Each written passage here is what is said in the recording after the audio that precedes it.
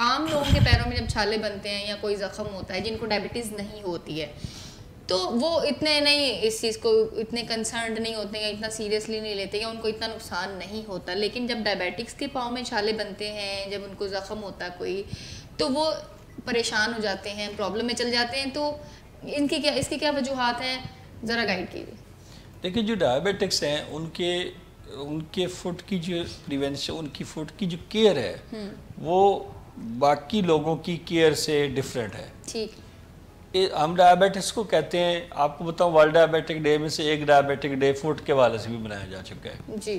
تو جو فٹ کی کیئر ہے اس کو لوگوں کو یہ میسیج دیا جاتا ہے کہ آپ اپنے چہرے کی حفاظت سے زیادہ اپنے پاؤں کی حفاظت کریں, پاؤں کی زیادہ کیئر کریں. بیکاز اب کیوں یہ ایسا امپارٹنٹ ہے, کیوں ڈائبیٹکس میں ایسا ہوتا ہے کہ ان کو انفیکشن ہو جائے تو ٹینشن ہو جاتی ہے as compare to a normal person. تو ریزن بتا دیتا ہوں کہ ایک تو یہ کہ آپ کے جو بلڈ فلو ہے ڈائبیٹس کا, ان کی خون کی نالیاں تنگ ہوتی ہیں تو ان کا جو بلڈ فلو ان کا پاؤں تک جاتا ہے وہ کم ہوتا ہے. نالیاں تنگ ہیں, بلڈ فلو اس طرح سے تیز نہیں ہے جس طرح ایک نارمل پرسن کا ہے. ایک دوسرا اعصاب. اب آپ دیکھیں کہ آپ کے پاؤں کے پاس سے کوئی ایک چھوٹا سا جو ہے آپ کو کوئی پتہ بھی وہاں پہ لگ جائے نا تو پتہ لگ جاتا ہے.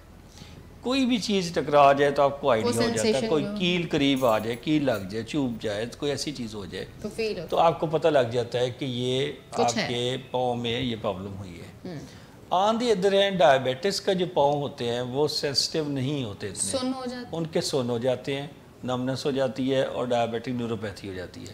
تو لاس آف سینسیشنز ہوتی ہے. ایز اے ریزلٹ جب ان کو ہیٹر کے آگے بیٹھے ہیں پاؤں اپنے رکھ کے تو اگر ان کو وہاں پہ برن بھی شروع ہو جائے تو کئی دفعہ نہیں پتہ لگتا.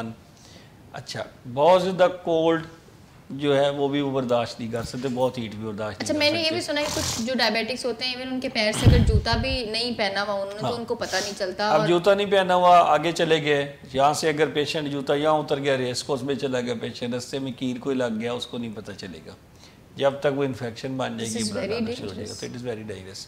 تو اس لیے یہ ہے کہ ڈائبیٹس کی جو نروز ہیں وہ ویک ہوتی ہیں as compare to other persons, اور وہ فیٹ کی جو نروز ہیں وہ زیادہ کمزور ہوتی ہیں. تو یہ دو فیکٹر ہو گئے. اور تھرڈ فیکٹر جو ڈائبیٹک ہیں ان کی امیون سسٹم اس طرح کا نہیں ہوتا جیسے ایک نارمل پرسن کا ہوتا ہے, تو انفیکشن پرون بھی ہوتے ہیں. سو کم بلڈ فلو ہونا, اعصاب کی کمزوری ہونا اور پھر انفیکشن ہونا, یہ تینوں مل کے ڈائبیٹک فٹ کو جنم دیتے ہیں.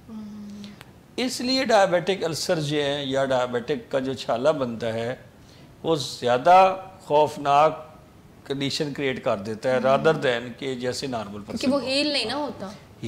اب ایک اس کے ساتھ اور بھی بات ہے, وہ یہ ہے کہ آپ جب کسی ڈائبیٹک پرسن کو دیکھتے ہیں تو آپ اس کو مشکل حالات میں دیکھتے ہیں. فار ایگزامپل آپ کا کوئی عزیز ہاسپٹل میں داخل ہے اور اس کو ڈائبیٹک فٹ ہے.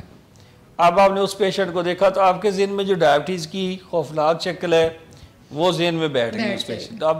اب اس پیشنٹ کو خود ڈائبٹیز ہو گئی تو اس کو لگے گا کہ ڈائبٹیز کا مطلب ہے کہ ڈائبیٹک فٹ کے ساتھ ہاسپٹل میں ایڈمٹ ہونا. تو اب اس کے ذہن میں ایک بات بیٹھ گئی کہ میرے دادا جی کا پاؤں خراب ہوا تھا تو پاؤں کٹ گیا تھا, تو وہ کٹنے والی بات بھی اپنے ذہن میں بیٹھ گئی. اور میرے فلانا جو چچا جی ہیں یا تایا جی تھے ان کو یہ پرابلم ہوئی تو ہاسپٹلائز ہوئے تھے, وہاں سے کڈنی کی ٹربل ہو گئی تھی وغیرہ وغیرہ. یہ مختلف جو سٹوریز ہیں وہ ایک پیشنٹ کے مائنڈ میں ہوتی ہیں. ان کو لے کے پیشنٹ کے اندر ایک نیچرل خوف زیادہ ہوتا ہے as compare to normal population. اب یہ بھی ایک اچھی بات ہے کہ ڈائبیٹس کے اندر ایک اویئرنیس ضرور ہے کہ میں پاؤں کے زخم کو میں نے سیریس لینا ہے. اس سے پہلے لوگ سیریس نہیں لیتے تھے اور اس کو خود ہی ٹریٹ کرتے رہتے تھے.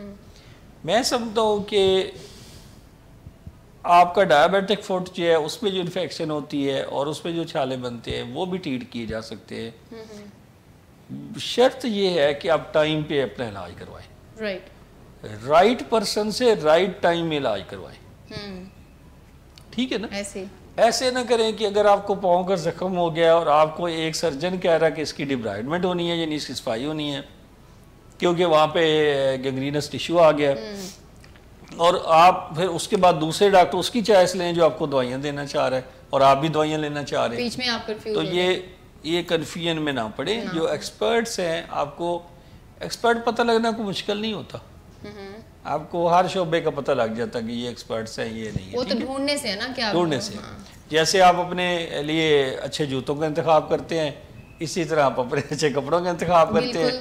تو آپ یہ دونوں بھی اچھا انتخاب کر لیتے ہیں, اس کا مطلب ہے کہ آپ کے لیے مشکل نہیں ہے اگر آپ نے ایک اچھا ڈاکٹر کا انتخاب کریں. رائٹ, ٹھیک ہے.